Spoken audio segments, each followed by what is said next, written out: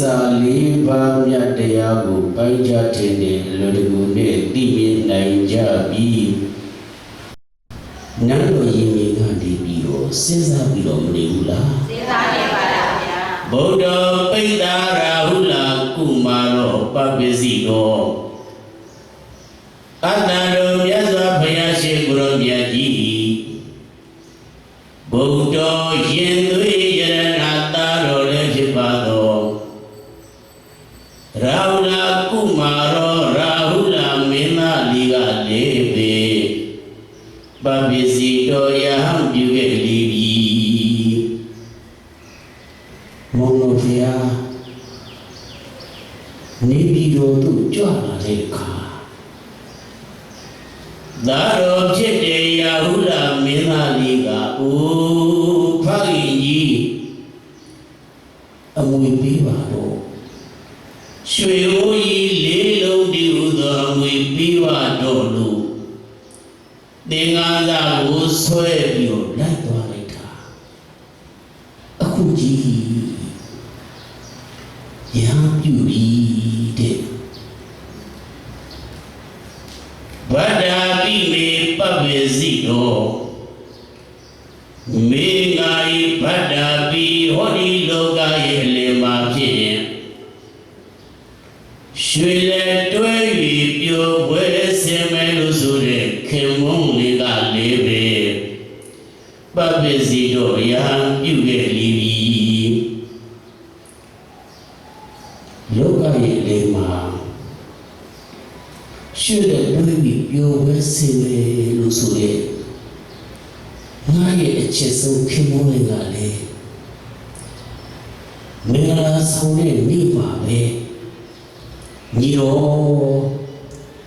ဟောဒီတပိတ်တော်ကိုထမ်းပြီးတော့လိုက်ခဲ့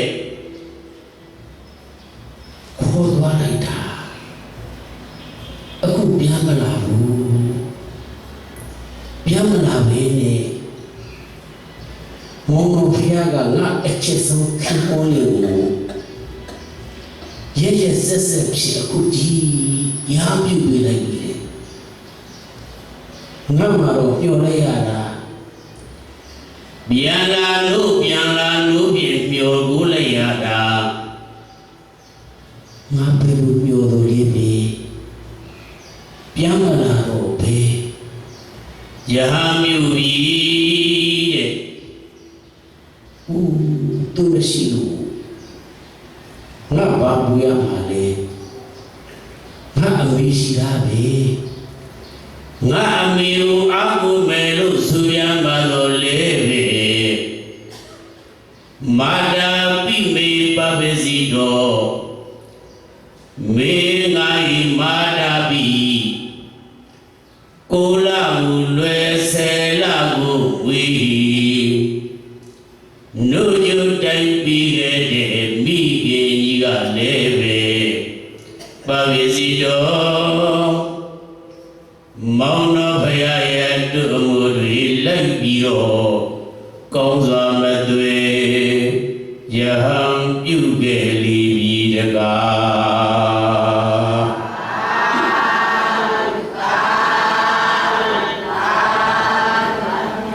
းလပ်ပါတဲ့အမျိုးသမီးလေးနန်းတော်ရဲ့ရင်မြင်ကနေပြီးတော့လီလာပလင်းကိုဖွင့်လို့စဉ်းစားနေတယ်မောင်တော်ကလည်းယဟန်ပြုရာဟုလာမင်းသားလေးကလည်းပဲယဟန်ပြုငါရဲ့ခင်မုန်းလေးကလည်းယဟန်ပြုငါအချစ်ဆုံးဖြစ်တဲ့ကျေးဇူးရှင်မိခင်ကြီးကလည်းပဲမောင်တော်ဘုရားရဲ့အတုအမှုတွေလိုက်ပြီးတော့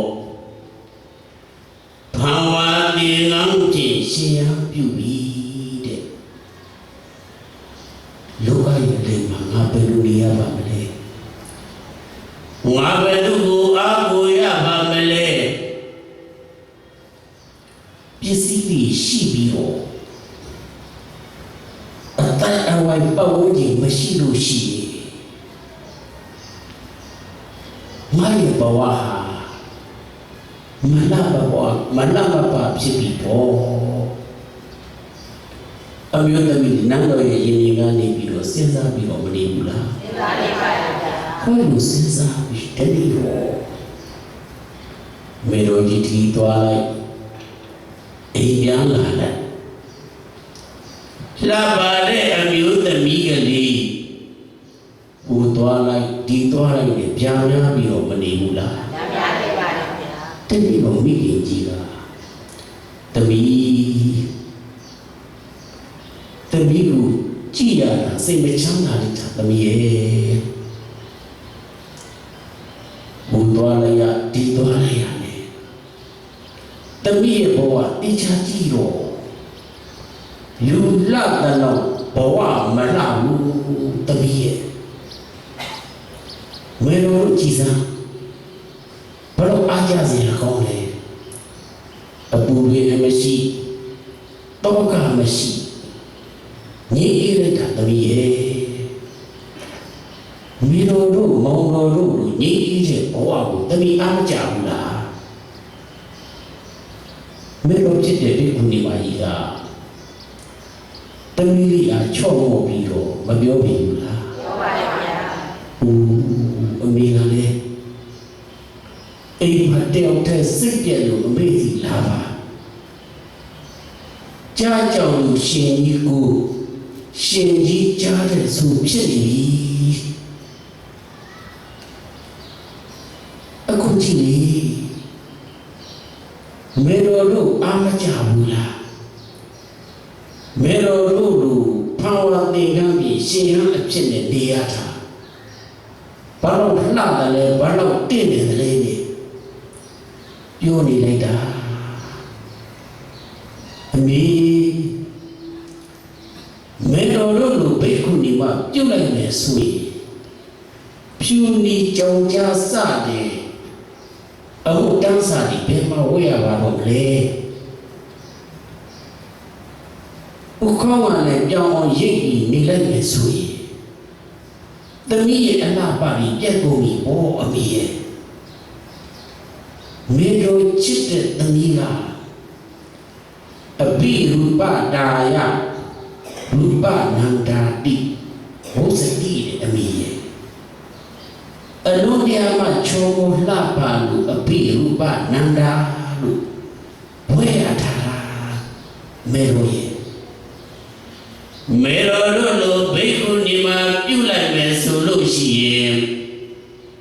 သမီးရဲ့လှလေးပြည့်ပြီးမေတော်ကြီးကချော့ပါဘောကပြောစိတ်ဝင်စားရလားစိတ်ဝင်စားပါဗျာတမီးဒီချာနာထောင်းတမီးရဲ့မေတော်ပြောမယ်တမီးရဲ့မောင်တမီးရဲ့အကူဟောတာကခန္ဓာရှိတဲ့သူတိုင်းဘယ်ခန္ဓာကြည့်တမီးရဲ့ရူပံအနိစ္စံဒုက္ခအနတ္တခန္ဓာဘယ်နှပါလဲဝေဒနာအနိစ္စဒုက္ခအနတ္တခန္ဓာ၅ပါးရှိတဲ့အ내ကဘယ်ခန္ဓာကြည့်သမီးမမြဲဘူးတဲ့သမီးရဲ့အိုးခက်တာမေတော်ကြီးရဲ့အတန်ကြားတာစိတ်မချမ်းသာလိုက်တာယောဂမမြဲဘူးအာတုဘကောင်းကြီးအပုတ်ကောင်းကြီးနဲ့စိတ်ဆင်းရဲလိုက်တာအတက်နေတော့အတိအမကျွယ်သေးတော့မေတော်ကကောင်းတဲ့စကားကြီးဘယ်လိုပြောစိတ်ဝင်စားရလားစိတ်ဝင်စားပါဗျာနားဝင်ရလားဝင်ပါဗျာဒါပေမဲ့လို့မေတော်ဖြစ်တဲ့ဘိက္ခုနီမကြီးကတော့အားလျှော့ရလားလျှော့ပါဗျာလက်လျှော့ရလားလျှော့ပါဗျာသမီးလေးကိုမုန်းလို့လားတနာလို့လားတနာလို့ပါဗျာနိဗ္ဗာန်တိတော့တောင်ကန်းသို့ရှေ့လက်တွဲ၍ခေါ်ဖို့ရည်ရွယ်တာတမီတေဒီချာနာတော့အမိပြောမယ်တမီရဲ့မောင်တော်တမီရဲ့အကူပြောတဲ့စကားလေးကချစ်သားတို့ချစ်သမီးတို့ခန္ဓာ၅ပါးရှိတဲ့အ내ကရုပ်ခန္ဓာ ဆိုတာကရေမြုပ်နဲ့တူတဲ့သမီးရဲ့ဘာနဲ့တူရေမြုပ်နဲ့တူပါတယ်ဗျာရေမြုပ်ဟာဘာလို့ကြီးကြီးကိုင်းကြီးလိုက်အနှစ်တွေ့ရလားတွေ့ပါဘူးဗျာသမီးရဲ့ရုပ်ခန္ဓာဆိုတဲ့ဒီဟာဒီကိုတာမန်မျက်လုံးနဲ့မကြည့်နဲ့တာမန်လက်နဲ့မကိုင်းနဲ့ဉာဏ်လက်နဲ့ကိုင်းကြည့်မယ်ဆိုလို့ရှိရင်အနည်းဆိုတာတွေ့ရလားတွေ့ပါဗျာအတွေ့ဘူးတဲ့သမီးရဲ့ဒီချာချာနားထောင်သမီးရဲ့ဘယ်လိုပြောမယ်ဆိုပြီးတော့မေရောဖြစ်တဲ့ဘေခုနီမာကြီးကရေမြုပ်ဗမာလိုက်ဆိုရေမြုပ်ဗမာယုတ်ခန္ဓာဒီချာမရမေရေမြုပ်ဗမာယုတ်ခန္ဓာဒီချာမရမေအိုချစ်သမီးကလေးသမီးရဲ့ရုပ်ခန္ဓာကိုကြည့်သမီးရဲ့ထင်ချင်းမနေနဲ့ဘာမှအနှစ်သာရမရှိဘူးရေမြုပ်တည်းနှစ်မရှိတယ်လို့သမီးရဲ့ခန္ဓာကိုကြီးကလည်းပဲနှစ်မရှိဘူးသမီးရဲ့မဆုံးပါဘူးလားဆုံးပါပါတယ်ဗျာအခုယောဂီတို့စီများလည်းပဲဝိပဿနာရှုမှတ်တော့ဖောင်းနေပိန်နေမမှတ်ရဘူးလားဒီဖောင်းနာပိန်နာလေးတိကျကြည့်မြဲရလားမြဲပါဘူးဗျာပေါ်ပြီးတော့ဖြစ်ပြီးတော့မြဲရလားမြဲပါဘာနဲ့တူတယ်လဲရေမြုပ်နဲ့တူတယ်တာမန်လည်းလုံးနဲ့မကြည့်နဲ့ညာလည်းလုံးနဲ့ကြည့်အဲ့နဲ့ဆိုတာတွေ့ရလားတွေ့ပါဘူးတာမန်လည်းနဲ့ကိုင်မကြည့်နဲ့ညာလည်းနဲ့ကိုင်ကြည့်အဲ့နဲ့ဆိုတာတွေ့ရလားတွေ့ပါဘူးမတွေ့ဘူးဒါလေးတွေမြင်အောင်ကြည့်တမီးရဲ့မဆုံးပါဘူးလားဆုံးပါပါတယ်ဗျာအိုးအမေကလည်းဘာဒီပြောနေမှမသိဘူးတမီးရဲ့ရုပ်ခန္ဓာကိုယ်ကရေမြုပ်လုံးကြီးတဲ့ငါလည်းနားမလဲဘူးအဲ့ဒီရေမြုပ်ဆိုတာအနည်းမရှိဘူးတဲ့တမီးရဲ့သူဘာပြော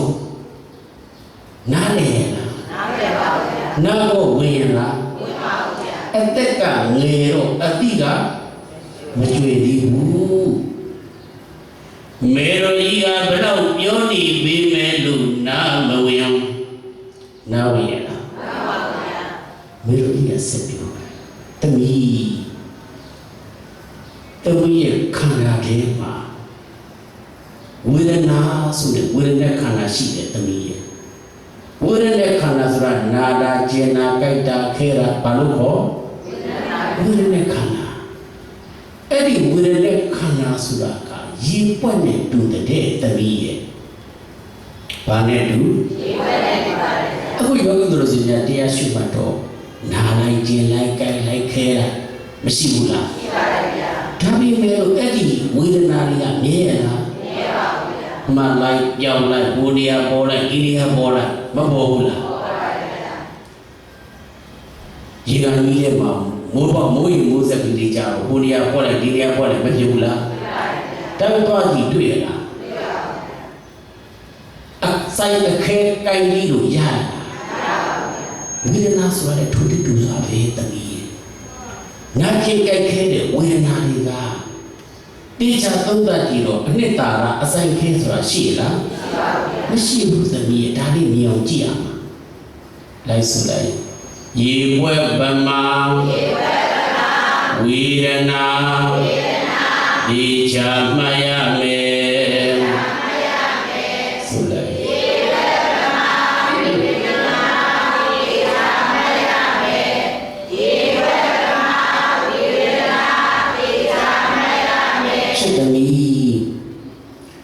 ရေပွက်ဒီမမြဲတယ်လို့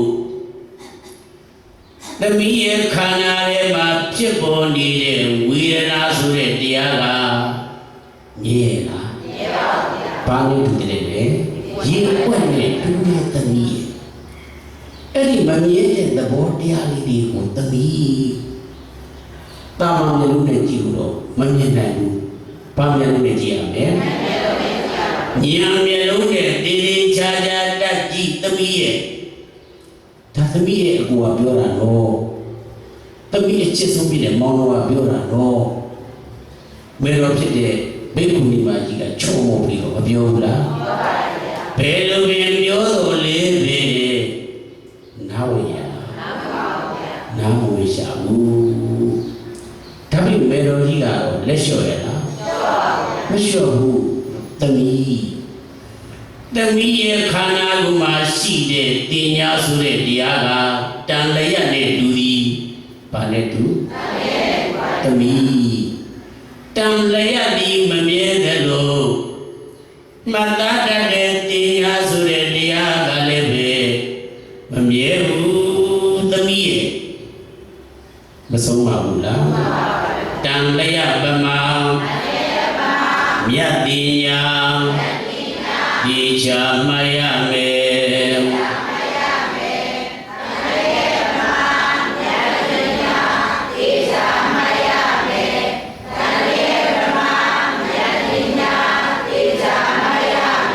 တန်လျက်ပမာတန်လျက်ဆိုတာကဦးဇင်းတို့တဲတော်နေမြေကမ်းမှာကြည့်လိုက်ဝေးရကြည့်တယ်ဆိုတော့အယောင်လေးတွေလက်နဲ့ရှိအနာသွားကြည့်တွေ့ရလားတွေ့ပါဗျာအဲ့ဒါဘာလို့ခေါ်တန်လျက်တန်လျက်ဒီအနဲ့တာမတွေ့ရတယ်လို့သမီးရဲ့ခန္ဓာထဲမှာရှိနေတဲ့တင်ရဲ့ခန္ဓာဆိုတဲ့တရားကလည်းသမီးဘာအနဲ့တာမရှိဘူးသမီးရဲ့ဒါလေးမြေကိုကြည်စမ်းမှာဝိရုဖြစ်တဲ့ဘိက္ခုနီမကြီးကသမီးလေးကိုတဏှာလို့ချော့ပါမောပါပြောပြီးတော့မနေဘူးလားမှန်ပါဗျာဆက်ပြောတာကသမီးရဲ့ခန္ဓာမှာရှိတဲ့သင်္ခါရခန္ဓာဆိုတာကမပြောတုံးနဲ့တူတယ်တဲ့ဘာနဲ့တူမပြောတုံးနဲ့တူပါတယ်ဆိုလိုက်ပေါ့မပြောတုံးဗမာသင်္ခါရ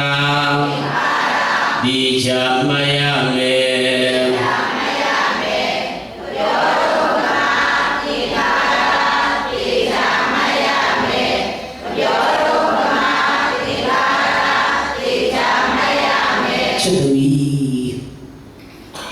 သမီးရဲ့ခန္ဓာမှာရှိတဲ့သင်္ခါရခန္ဓာဆိုတာကဘာနဲ့တူငါပြောတူနဲ့တူသည်ငါပြောပြီးကြီးဟာဘာလို့ကြီးနေပြီလဲလို့တက်လက်ချင်းခွာကြည့်အနစ်တွေ့ရလားတွေ့ပါဘူးဗျာတူနဲ့တူတာပေါ့ငါပြောတူကြီးသည်တက်လက်ချင်းခွာကြည့်တဲ့အခါအနစ်မတွေ့တယ်လို့သမီးရဲ့ခန္ဓာကဘာလို့လှပချောမောနေပြီလဲလို့သမီးညံလက်ကလေးနဲ့တက်လက်ချင်းခွာကြည့်အဲ့ဒီဆိုတာတွေ့လားတွေ့ပါဗျာသမီးအသုံးမကျတဲ့ခန္ဓာကိုယ်ကိုသမီးအထင်ကြီးမနေနဲ့ငါသာလေးလှတယ်ငါသာလေးချောတယ်ဆိုပဲသမီးပွင့်မြင့်မနေနဲ့ဘာမှအနှစ်သာရမရှိဘူးသမီးရဲ့မဆုံးပါဘူးလားမှန်ပါဗျာသမီးတိတိကျကျနားထောင်သမီးရဲ့ဝိညာဉ်နဲ့ခန္ဓာဆိုတာကမျက်လက်သမားနဲ့တူတဲ့သမီးရဲ့ဘာနဲ့တူမျက်လက်သမားနဲ့တူပါတယ်မျက်လက်ဒီလောကလူသားတွေကိုညာတို့ကြည့်တဲ့သူပေါင်းကိုဘာလို့တာလဲလက်စားနေတာဝိညာဉ်ဆိုတဲ့တရားကလည်းသမီးတို့အန္တပုရုဇဉ်တွေကိုဘာလို့နေတာလဲလက်စားနေတာသမီးရဲ့အဲ့ဒီလှည့်စားနေတဲ့မျက်လက်မှာဆိုတဲ့ဝိညာဉ်ကိုလှည့်စားမှသိအောင်သမီးညံလုံးလေးနဲ့တက်ကြည့်လိုက်စမ်းသမီးဘာမျိုးလုံးနဲ့တက်ကြည့်ရမလဲညံလုံးနဲ့တက်ကြည့်တဲ့အခါသမီးအမှန်မြင်လိမ့်မယ်သမီးတူတာပေါ့မင်းတို့လည်းဒီလိုကြည့်ကြရတာသမီးရဲ့အကိုသမီးရဲ့မောင်တော်သမီးရဲ့ခင်မောအကုန်လုံးခန္ဓာကိုယ်တစ်ခုလုံးကိုအမှန်မြင်အောင်ဘာမျက်လုံးနဲ့ကြည့်တာလဲမျက်လုံးနဲ့ကြည့်ရတာသမီးရဲ့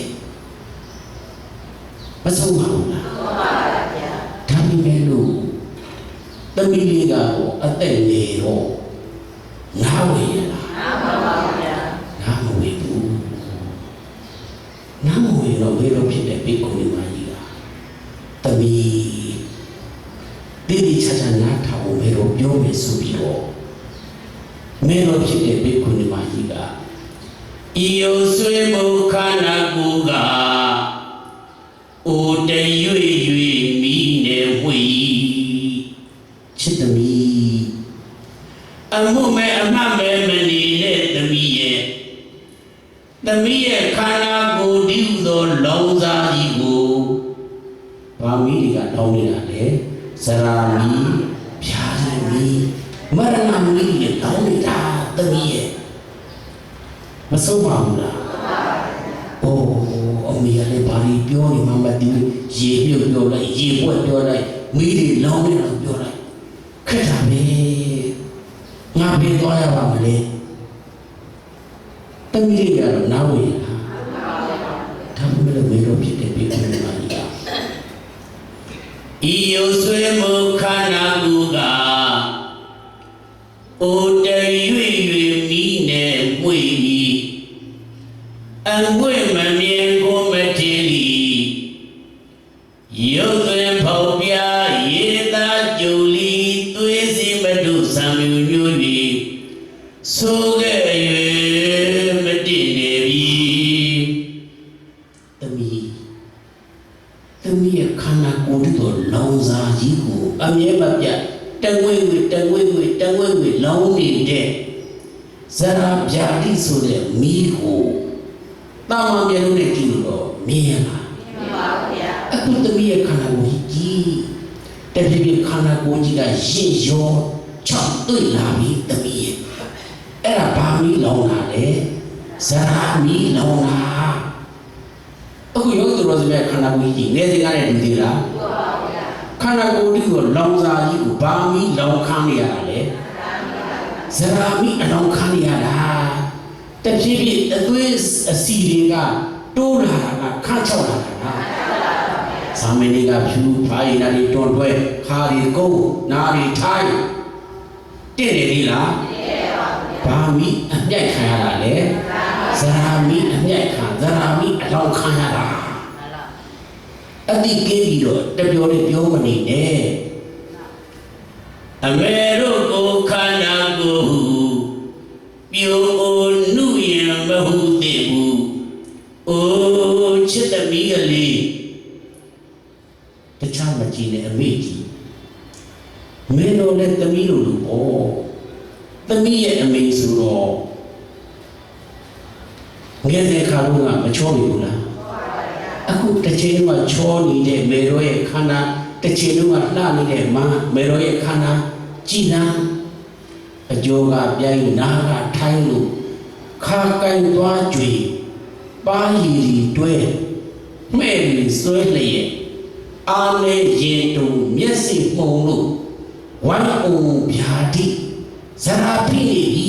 တမီးရဲ့ကြည်စမ်းတမီးကိုချောခဲ့တဲ့တမီးရဲ့အမေတိတိကျကျကြည်စမ်းငယ်စဉ်ကနေတူနေလားဘာမီးလောင်လို့လဲသမီးလူခန္ဓာကိုယ်ကိုလောင်စာကြီးရှိတော့ဇရာမီးကနှိမ့်စတာသမီးရဲ့ဘယ်ကိုဒီမှာကြီးတမီးကိုဆုံးမပြီးတော့မနေဘူးလားမှန်ပါတယ်ပါဒုက္ခနာကိုလည်းညှို့ထုတ်ပြီးတော့ဘာလို့လဲတရားပြနေတာအမေတို့ကိုငါတို့ကိုပြိုနုရင်မဟုတ်သေးဘူးခန္ဓာရတဲ့သူတိုင်းသူကပညာတတ်တာပဲသူကပစ္စည်းရှိတာပဲသူကရုပ်စင်ငါနှပါတာပဲသူကဘုံတကူကြီးတာပဲညရလားညပါပါ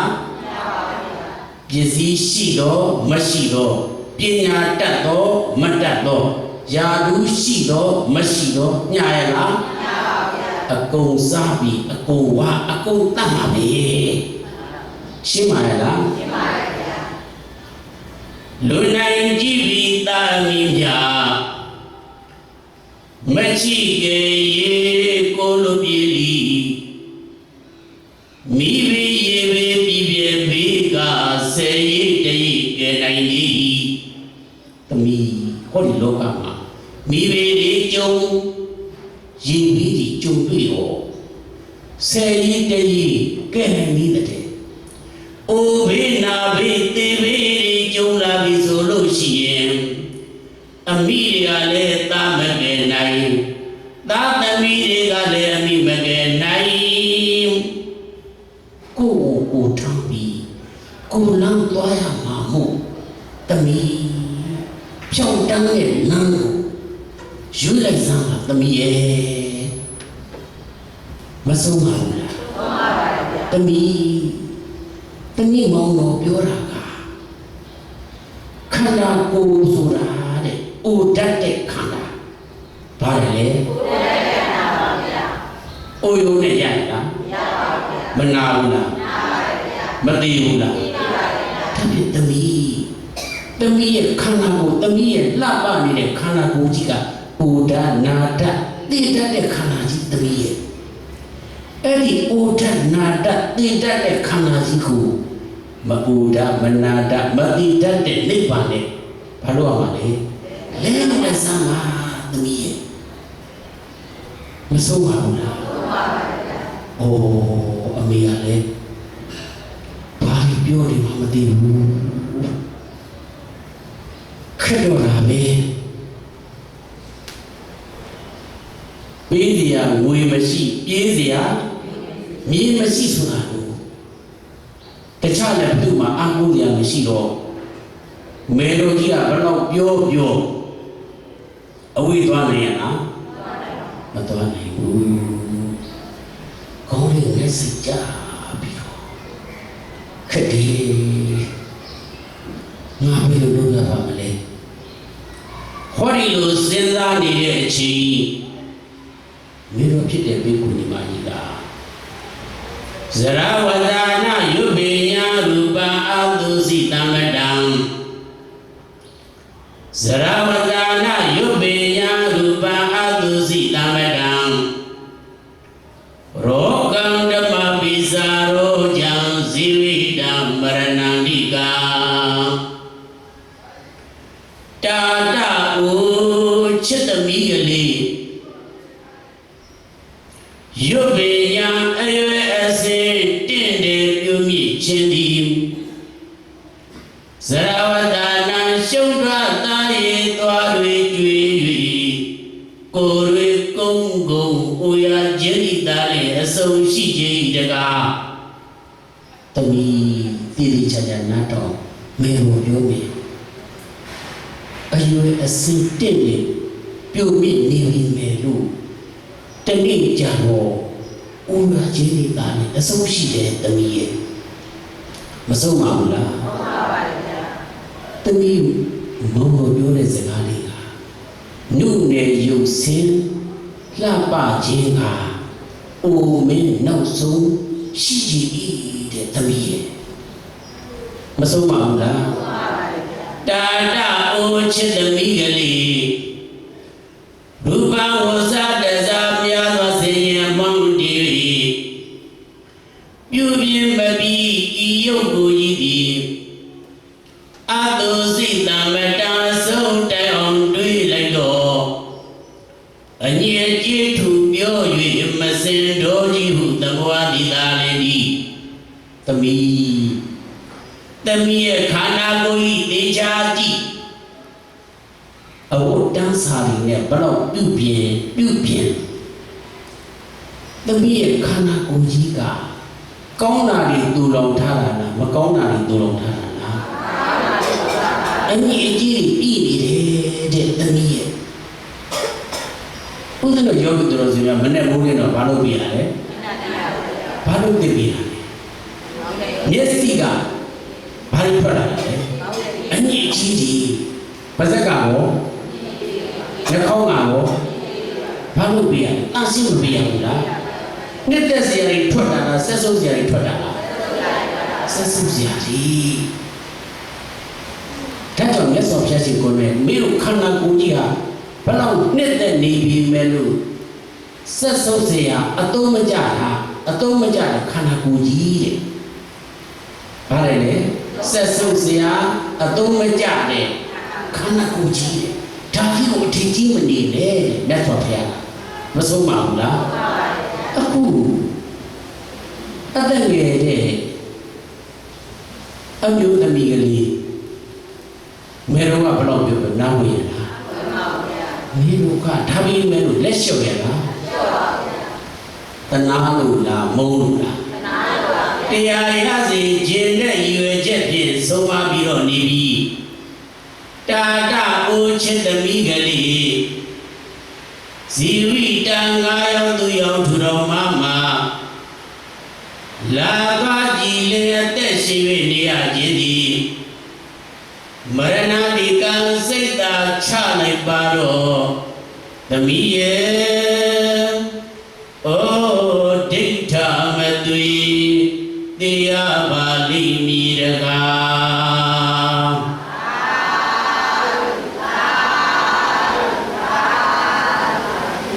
သမီးမေလိုပြောတဲ့စကားလေးနားထောင်စမ်းပါသမီးရဲ့ခန္ဓာကိုယ်ကြီးကအသုံးမကျတဲ့ခန္ဓာကြီးဥဒ္ဒနာတတိတတ်တဲ့ခန္ဓာကြီးကိုသမီးမေတော်တို့အတုကျူပြီးတော့မဥဒ္ဒမနာတတ်တဲ့နိဗ္ဗာန်နဲ့အများဆုံးလဲလိုက်စမ်းပါသမီးရဲ့မေတော်ဖြစ်တဲ့ဘိက္ခုနီမကြီးကအလားကြိုက်နေတဲ့သမီးလေးအားခန္ဓာရဲ့အပြစ်တွေကြားပြီးတော့မဆုံးပါဘူးလား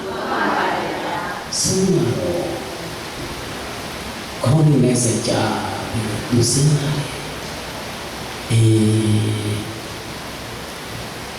လောကရဲ့အလယ်မှာငါနေရတာလည်းအထီးကျန်ပေါ်ဘာမှမတင့်တယ်ငါကငါဘလောက်ထင်ကြီးနေပြီပဲလို့ငါရဲ့ဘဝပစ္စည်းဥစ္စာယရနာလေးနန်းတော်အဆောင်ကြီးရောင်ကြီးနဲ့နေရပြီမယ်လို့ငါရဲ့ဘဝကမနှမပါတဲ့ဘဝပါလားဘာလဲလဲပစ္စည်းပြည့်စုံပြီမယ်လို့သူ့ရဲ့ဘဝချင်းလိုအပ်တာတွေပြည့်စုံရလားဘဝမနှပါလို့အတိတ်ပဲရှိရလားဒီပဲမရှိဘူးအထူးအောင်လေမေလိုပြောတယ်လို့ဘိက္ခုနီမပြုလိုက်ရရင်ကောင်းမှာပဲဆိုပြီးတော့အလားကြိုက်တဲ့သနပတ္ထကလျာဏီ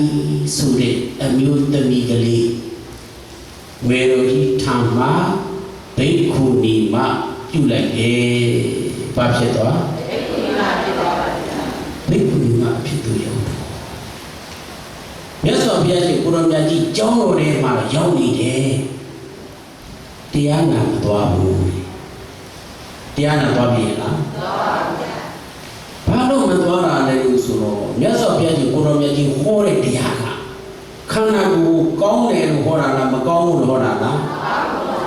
ခန္ဓာကိုယ်အဖြစ်ကိုဟောတာလားအပြည့်ကိုဟောတာလားခန္ဓာကိုယ်ကြီးကိုတုပလို့ဟောတာလားအတုပလို့ဟောတာလားနိစ္စလို့ဟောတာလားအနိစ္စလို့ဟောတာလားသူ့အကြိုက်တွေကတလွဲဖြစ်မြတ်စွာဘုရားရှင်တန်မောင်တော်ဘုရားတန်ကတရားနာသွားလို့ရှိရင်ငါလည်းညှို့ထိုးပြီးပြောလိမ့်မယ်သမီးရဲ့ခန္ဓာကိုယ်ကြီးအပုတ်ကောင်းကြီးအတုပကောင်းကြီးအနိစ္စတရားသမီးရဲ့အဲ့ဒီလိုလည်းညှို့ထိုးပြီးပြောမှစိုးလွန်လို့မြတ်စွာဘုရားရှင်ကိုရောမြတ်ကြီးပဲလို့တရားဟောတော်လေပဲတရားနာပြည့်ရလားနာပြပါဘူးဗျာမြတ်စွာဘုရားရှင်ကိုရောမြတ်ကြီးတော့နိစ္စနေတာပဲဒါပေမဲ့လို့တရားမနာပြည့်တော့အနှစ်သာရရရလားမရပါဘူးဗျာကုမုဒ္ဒရာကြာပဲအောက်မှာဝတ်နေတဲ့ဖားတယ်လေပေါ့ကုမုဒ္ဒရာကြာပဲအောက်မှာဝတ်နေတဲ့ဖားတယ်လေကြာပဲနဲ့တော့ကြာပန်းနေတယ်တော့ကြာဝိဆန်နေတော့မနိစ္စဘူးလားသူစားရရဲ့လားမစားရဘူးထုံးတူလို့ပဲသာသနာတော်နဲ့ဘလောက်နိစ္စနေပြီမယ်လို့သာသနာတော်ရဲ့အနှစ်သာရတွေ့မှာစားသုံးရမှာလူပိသားတယ်ဗုဒ္ဓဘာသာပိသားတယ်တချို့ဗုဒ္ဓဘာသာလို့အမိခံပြီးတော့ကြောင်းကံဖယားမြောက်တာလည်းမရှိဘူးလားသူများဒါနပြုနိုင်ရလားသူများသီလစောင့်တည်နိုင်လားသူများတရားနာနိုင်ရလားသူများတရားကြီးကျင့်နိုင်ရလားသာသနာတော်နဲ့တော့နိစ္စတယ်သာသနာတော်ရဲ့အနှစ်သာရကိုစသုံးရရင်လားဘာနဲ့တူနေလဲကုမုဒ္ဒရာကြာပင်အောက်မှာဝတ်နေတဲ့ဖားတငယ်နဲ့တူတယ် သာသနာနဲ့ဒီစက်တိုင်းသာသနာရဲ့အသီးပွင့်တွေကိုစားသုံးရတာမဟုတ်ပါဘူးအခုဦးဇင်းတို့ယောဂီတို့ဆင်မြင်စရာကံမကောင်းဘူးလားသာသနာနဲ့ဒီစက်တဲ့သာသနာရဲ့အသီးပွင့်တွေစားသုံးနေရတယ်ကံမကောင်းဘူးလားနည်းနည်းကံကောင်းတာလားအများကြီးကံကောင်းတာလားအများကြီးကံကောင်းတာပေါ့အခုကြည့်ဘယ်ခုနေမှလေးမြတ်စွာဘုရားရှင်ကိုရမကြီးနဲ့တော့သူမနိစ္စဘူးလားကျောင်းထဲမှာရောက်နေဘူးလားတရားနာပြည့်လားတရားကျင့်ကြရလားဘာမှတက်နေတာတက်နေတာဘာမှတက်နေတာလေအုံဘုံဘုရားကငါလူရင်းဆိုပြီးတော့လက်ညှိုးထိုးပြီးသမီးရဲ့ခန္ဓာကိုယ်ကြီးအပုတ်ကောင်ကြီးသမီးရဲ့ခန္ဓာကိုယ်ကြီးအနေစာဒုက္ခအနတ္တလို့ပြောမှာစိုးလို့ကျောင်းတော်ထဲရောက်နေတာတော့ဘာဖြစ်လဲတရားမနာဖြစ်ဘူးအခွင့်အရေးတွေရှုံးတာဒီတိုင်းနာတည်သွားပြီးသူ့ရဲ့ရှိရေးတွေးကြည့်ရေးလေးစရာလားရေးလေးစရာလားရေးလေးစရာပေါ့ဒါကြောင့်မို့လို့ခုလောကမှာပြောနေရမလားအတိမဟုတ်ခင်ညာမှုတရားမှုဆုံးပါပြီးတော့မထားဘူးလားဒါသိမှတဲ့စကားလေးဒီပါရုပ်လို့နော်ခန္ဓာကိုယ်ကြီးကမြဲနေတာဟုတ်လားအမြဲတမ်းပြက်နေတာဆိုတဲ့ခါကျတော့ခန္ဓာကိုယ်ကြီးမသေးခင်မပြည့်စည်ခင်မှာအတိညာဥဘာလို့လဲအရေးကြီးတယ်ရှင်းပါရဲ့လားဘယ်ခုနေမှာလဲမြတ်စွာဘုရားရှင်ကိုရောမြတ်ကြီးကနေ့စဉ်နဲ့အမြတ်တရားဟောတော်လေပဲတရားနာပြည့်လားတရားကျင့်ပြည့်လားသာဝတိမြို့သူမြို့သားတွေကြည့်လိုက်စမ်းအားရစရာသိကောင်းတာသာဝတိဝါတိနောပါတောဝါဒါနံဒတ္တဝါသီလသမารိတဝါသုဒ္ဓဒရာသင်္ဃခန္ဓမာလာတိဟထာသာယာနသမေတန္တိပဋိတဝါသုဏန္တိသာဝတိမြို့သူမြို့သားတွေကတော့နာနဲ့ကာလဆွမ်းဒါနပြုကြတယ်။ပါတယ်လေ။ညနေခါရောက်တော့ပန်းနာလာပြုကြတယ်။ညချမ်းခါမှာတရားနာကြတယ်။အားရစရာကောင်းလား။အခုသိညာလေးမှာသူတို့ယောဂီတို့စင်မြတ်ယရဏညာရောဓမ္မရိပ်တန်ကြီးမြေခွေးကြည့်စား။မနေ့မူလင်းအယုတ်တက်ပြီးဆိုလို့ချင်းဘာဒါနပြုကြတယ်။ဆွမ်းဒါန။ဘာဒါနပြုတယ်။ဟောညနေချမ်းရတော့ဘာနာလာပြုကြလေညချမ်းကြကြည်လားတရားနေမနာဘူးလားတရားနာဘူးလားတရားကျင့်နေတာသိက္ခာကောင်းတယ်ယောဂီသူတော်စင်တွေကယရဏဉာဏ်ရောဓမ္မရိပ်သာကြီးရဲ့အလှကိုဘာလို့ကြလဲထာဝရလှပအောင်ဘာလို့နေကြတာလဲတန်းတာစင်းနေတာအလှပြက်အောင်လုပ်နေတာလားတန်းတဲ့လှအောင်လုပ်နေတာလားအမှန်တရားအားရစရာပဲသာဝတိမြို့သူမြို့သားတွေလည်းပဲတန်ရှင်းစင်ကြယ်တဲ့အပေါ်ရုံးတစ်ပဲကလေးတို့ကိုတင်းပြီးတော့ညနေချမ်းအခါကာလကျတော့ပန်းလာတဲ့လူ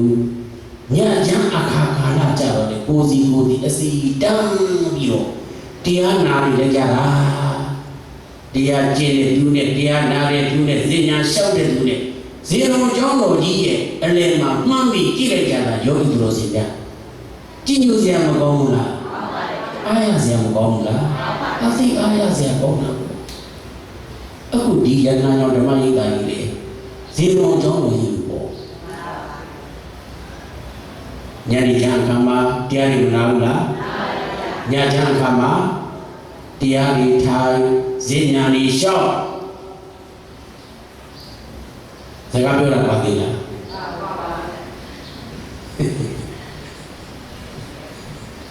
မပြောတော့အားရစရာမကောင်းဘူးလားဒါဖြင့်ယောဂီသူတော်စင်များရောတရားနာတဲ့သူတွေရောယရဏဉာဏ်ရောဓမ္မရိပ်သာကြီးလှအောင်ဘာလို့ရတာလဲအလှဆေးတာအားရစရာမကောင်းဘူးလားသာဝတိမြို့သူမြို့သားတွေကတော့ဇေရုံကျောင်းတော်ကြီးရဲ့နေမှာတရားနာသူကနာဒါနပြုသူကပြုသီလစောင့်တည်သူကစောင့်တည်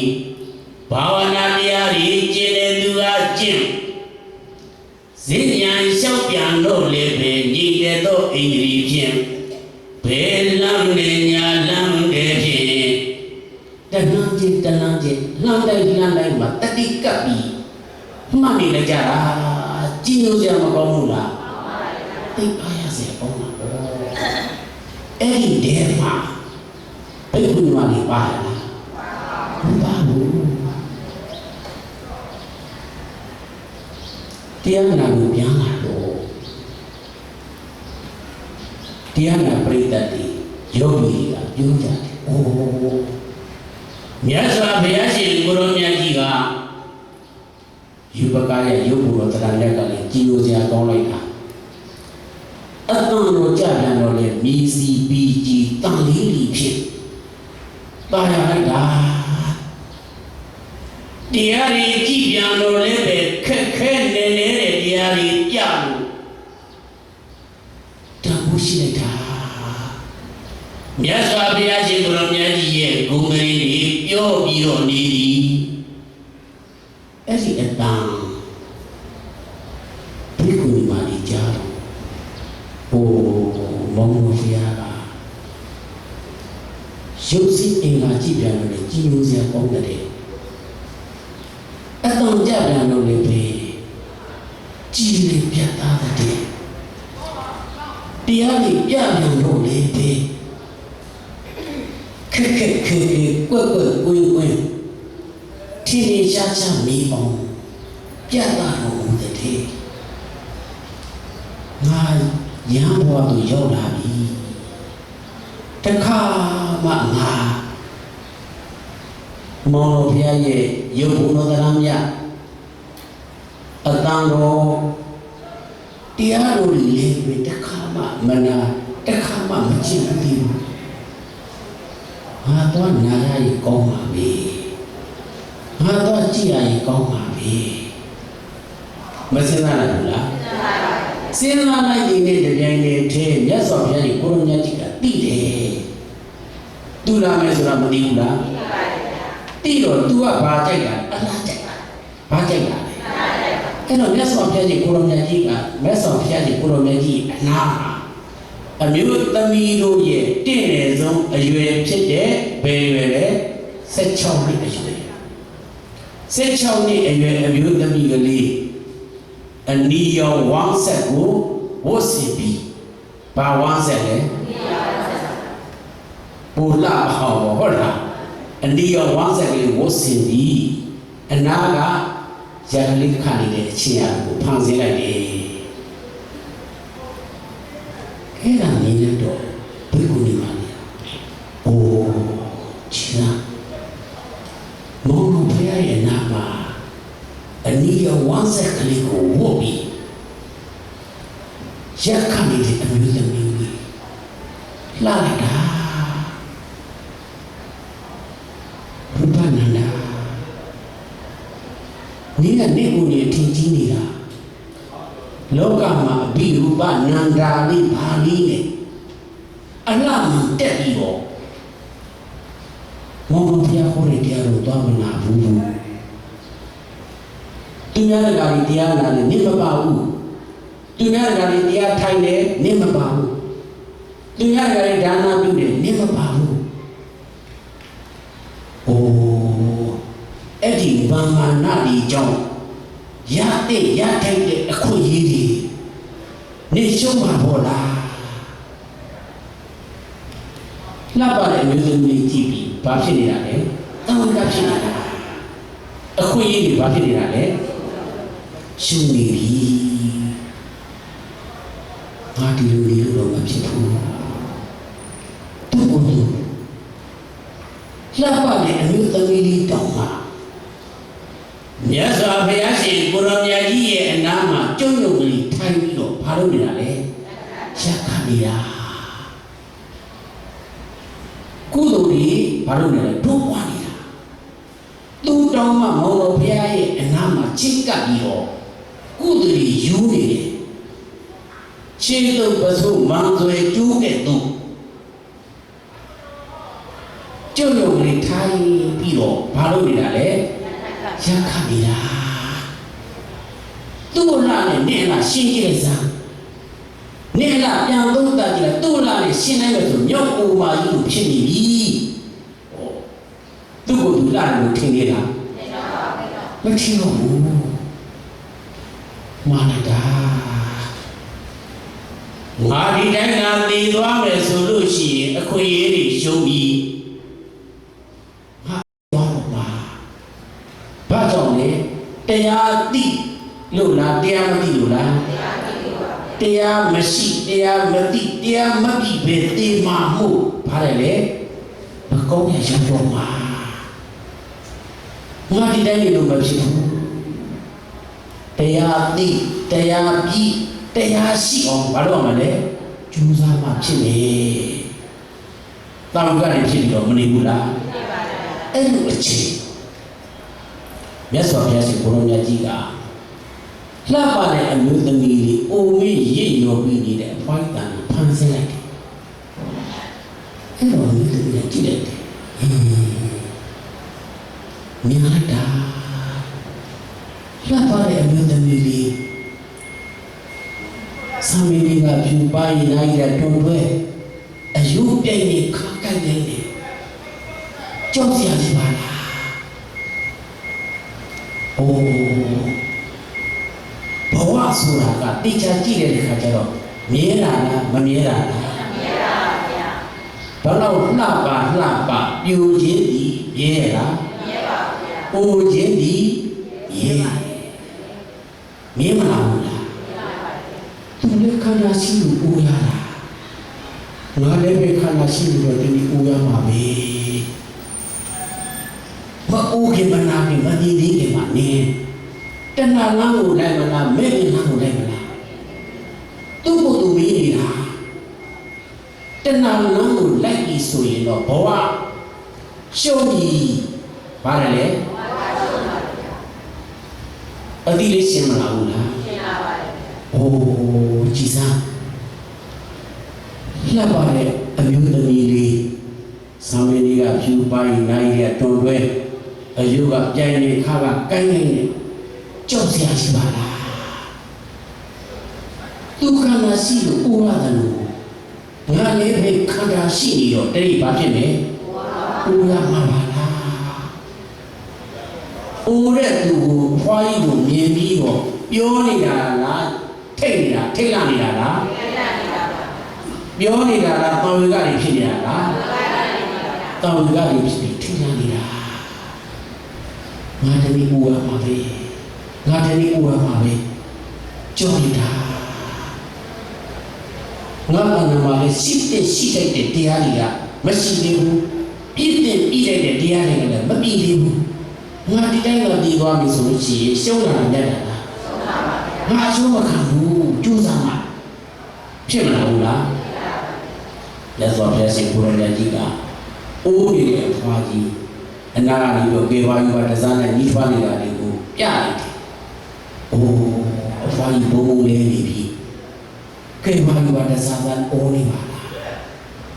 အဲ့ဒါပါလေနာပါလေလေအိုးပြီးတော့နာရမှာပါလားထိတ်လာပြီးတော့မနေဘူးလားနားနေတဲ့ဘွားကြီးတေးတာဖန်ဆင်းလိုက်တဲ့ခါကျတော့အိုးဘူရီရဲ့ဘွားနားနေတဲ့ဘွားအခုတေးပါဘောလားဘာဖြစ်လဲဘုရားနာတာနိခန္ဓာကိုဘာလို့လာကြည်စမ်းနေတဲ့လှတဲ့အမျိုးသမီးတောင်မှဘူလိုက်နာလိုက်တေးလိုက်နေတဲ့ခန္ဓာရှိတော့မြဲပါမလားမြဲပါပါတနေ့ဘာဖြစ်လဲကိုရနာရတေးရမှာပါလားဘုကိုကမနာမတည်သေးခင်ပါတဏှာလမ်းကိုလိုက်မလားမဲ့ငယ်လိုက်မမဲ့ငယ်လမ်းကိုလိုက်တာနေစဉ်းစားသူ့ကိုယ်သူဒီမပြေဘူးလားပြေပါရဲ့အေးရောမြတ်စွာဘုရားရှင်ဘုရားမြတ်ကြီးကလည်းအရေးကြီးတယ်ကြည်သူတန်ဝေကဖြစ်နေတဲ့အချိန်မြတ်စွာဘုရားရှင်ကိုရောမြတ်ကြီးကရှေ့သို့ခေါ်ပြီးတော့သမီးလာခဲ့ တမီးရဲ့ခန္ဓာကိုယ်ကြည့်တမီးရဲ့ခန္ဓာကိုယ်ကြည့်တော့ခန္ဓာကဘယ်နှပါဝိပက္ခန္ဓာဝိရณะခန္ဓာသိဉ္ဇခန္ဓာသေခါရခန္ဓာဝိညာဉ်ခန္ဓာဘယ်နှပါလဲခန္ဓာ၅ပါးရှိတဲ့အ내ကရူပခန္ဓာကတော့မြဲရလားဝိရณะခန္ဓာကတော့သိဉ္ဇခန္ဓာကတော့သေခါရခန္ဓာကတော့ဝိညာဉ်ခန္ဓာကတော့ခန္ဓာ၅ပါးရှိတဲ့အ내ကခန္ဓာ၅ပါးခြုံကြည့်လိုက်တဲ့အခါကျတော့ဘာလဲပါလဲယုံနဲ့နာဘာလဲတမီးအဲ့ဒါလေးကိုမြောင်ကြည့်စမ်းတမီးအဲ့ဒါလေးကိုမြောင်ကြည့်စမ်းအဲ့ဒီယုံနဲ့နာမြင်အောင်ကြည့်ဖို့ကတမီးတာဝါမြေလို့နဲ့ကြည့်လို့မမြင်ဘူးတမီးရဲ့ဘာမြင်လို့နဲ့တတ်လဲညာမြင်လို့နဲ့တတ်ကြည့်လိုက်တဲ့အခါကျတမီးလေးရှုလိုက်တဲ့အခါကျတော့ဝါမဲကဖောက်တယ်ဖောက်ရင်ဘယ်လိုမှလေထွက်သွားတဲ့အခါကျဝါမဲကပိန်ကျသွားတယ်ဘယ်လိုမှရလဲအဲ့ဒီဖောင်းနေပိန်နေဖောင်းနေပိန်နေဖြစ်နေတာကယုံသိနေတာကညာသမီးရဲ့ခန္ဓာကိုညာရလို့နဲ့တိုက်ကြည့်တဲ့ကငါသူတစ်ပါးယောက်ျားမိန်းမပုဂ္ဂိုလ်သတ္တဝါဆိုတာတွေ့လားဘာနဲ့ဘာတွေ့လဲယုံနဲ့နာတွေ့တယ်သမီးရဲ့အဲ့ဒီယုံနဲ့နာကိုယုံနဲ့နာမှမြင်မှသက်ကာယဒိဋ္ဌိစဉ်းမှသမီးရဲ့ဘာဒိဋ္ဌိစဉ်းတာလဲခန္ဓာ၅ပါးရှိတဲ့အ내ကတမီးရဲ့ခန္ဓာ၅ပါးကိုသိချဉာဏ်ဖြင့်ကြည့်တဲ့အခါကျတော့ဘာနဲ့ပါတွေ့လဲယုံနဲ့တွေ့ဖောင်းတာကယုံမှတ်တာကနာအဲ့ဒီကိုယုံကိုယုံမှသိတယ်နာကိုနာမှသိလို့ရှိရင်သက်ကာယဒိဋ္ဌိစဉ်းတဲ့တမီးရဲ့ဘာဒိဋ္ဌိစဉ်းအဲ့ဒီသက်ကာယဒိဋ္ဌိစဉ်းကိုဆိုတာကတမီးခန္ဓာမှာတာမန်ရဲ့လို့နဲ့ကြည့်လို့မရဘူးငြိမ်နေလို့နဲ့တက်ကြည့်ရတယ်သမီးမဆုံးပါဘူးလားမှန်ပါပါဒါဖြင့်ယုတ်ဒီမြဲရလားမြဲပါဘူးနာမ်ကိုမြဲရလားမြဲပါဘူးယုတ်နာတစ်ခုလုံးကြည့်လိုက်တဲ့ခါကျတော့မြဲနေတာတွေ့တာလားပြက်နေတာတွေ့တာလားပြက်နေတာယုတ်နာရဲ့အပြက်ကိုမြင်တော့သမီးတတ်တတ်ဒိဋ္ဌိစဉ်းတဲ့သမီးမဆုံးပါဘူးလားမှန်ပါပါဒါဖြင့်ယုံနာတစ်ခုပြတ်သွားတယ်ဆိုတာကတန်းပြတ်သွားတာလည်းတစ်ခုပြတ်ပြီးတစ်ခုအစားထိုးတစ်ခုပြတ်ပြီးတစ်ခုအစားထိုးအဲ့ဒီအစားထိုးတာမြင်ရတော့ညာနဲ့ရှင်းသွားပြန်တော့တောက်စီတာဒိဋ္ဌိမစင်ဘူးသမီးတဏ္ဍာမှာဆွဲနေတဲ့တတ္တရဒိဋ္ဌိတက္ကာယဒိဋ္ဌိတို့ညောင်းတတ္တရဒိဋ္ဌိတို့ညောင်းဥစ္စေဒိဋ္ဌိတို့ညောင်းတာမန်လည်းနဲ့နှုတ်မရဘူးသမီးဒါလည်းနဲ့တော့ပါမယ်ဘယ်လိုလဲကလေးနဲ့နှုတ်နဲ့ဆောင်သမီးရဲ့မဆိုးပါဘူးလားဆိုးပါဘူးအနာမတည်းတဲ့တိတ်ကိုနေပါလေအိုးဟုတ်တယ်မောင်တို့ကမှန်လိုက်တာတချို့တော့ငါသူတို့ကယောက်ျားမိန်းမပုဂ္ဂိုလ်တ attva လို့ငါထင်ခဲ့တာငါအထင်နဲ့အမြင်နဲ့တခြားတွေဖြစ်နေပါဘောလားဉာဏ်နဲ့မှရှင်းနေဘူးလားဒါဖြင့်တခြားကြည့်တာလားခန္ဓာမှာဉာဏ်နဲ့ကြည့်နေတာလားခန္ဓာမှာဉာဏ်ဖြင့်စိတ်ကြည့်နေတဲ့အခါကျတော့ဖောင်းတက်လာတာကယုတ်တရားဖောင်းတက်လာတာကဖောင်းတယ်လို့မှတ်နေရတာကယုတ်တရားဒီမြဲရလားနာမ်တရားကတော့မြဲရလားမမြဲတော့ကြောင့်နိစ္စလားအနိစ္စလားအနိစ္စဆိုတော့ဆင်းရဲတာလားချမ်းသာတာလားဆင်းရဲတာကိုသစ္စာဖွဲ့တော့ဘာသစ္စာသိအောင်ရှုမှတ်နေရတာကဒုက္ခမှန်သိလို့ပြတ်သွားတာကသမုဒိယပြတ်လို့နောက်ရတဲ့ပံဇာတိစရာမိရိညဉ့်ရသူဆက်ရတာကနိရောဓသစ္စာအနာမတက်နေတဲ့ဘိက္ခုနီမာလေးအနာမနေကြပြီးတော့မန်ကိုလျှော့ပါကတော့ရှာလေမန်ကိုလျှော့ပြီးတော့မြတ်စွာဘုရားရှင်ဘုရားမြတ်ကြီးထိုင်ပြီးဘာလုပ်တာလဲကတော့တာမောင်တော်ဘုရားကိုကြည်သူတင်တယ်ဘုရားမောင်တော်ဘုရားပြောမှသိလာတယ်ဘုရားမောင်တော်ဘုရားမြင်လာပြောမှမြင်လာတယ်အမှန်တရားတွေမြင်လာပါတယ်ဘုရားဆိုပြီးတော့အလှမှန်တက်နေတဲ့ဘိက္ခုနီမာလေးမန်ကိုလျှော့က ကတော့ရှာလေဒါကြောင့်ဒီနေ့သိဉာဏ်အတက်နေပါယရဏဉာဏ်ရောဓမ္မဟိတာအတွင်မှာကြောက်ခါလာကြတဲ့ယောဂီသူတော်စင်များဒီနေ့ဓမ္မဒါနပြုတဲ့တရားကပါတယ်မန်ကူလျှော့ကကတော့ရှာဆိုတဲ့တရားယောဂီသူတော်စင်များဓမ္မဒါနပြုပြီးပါပြီအပမလေးန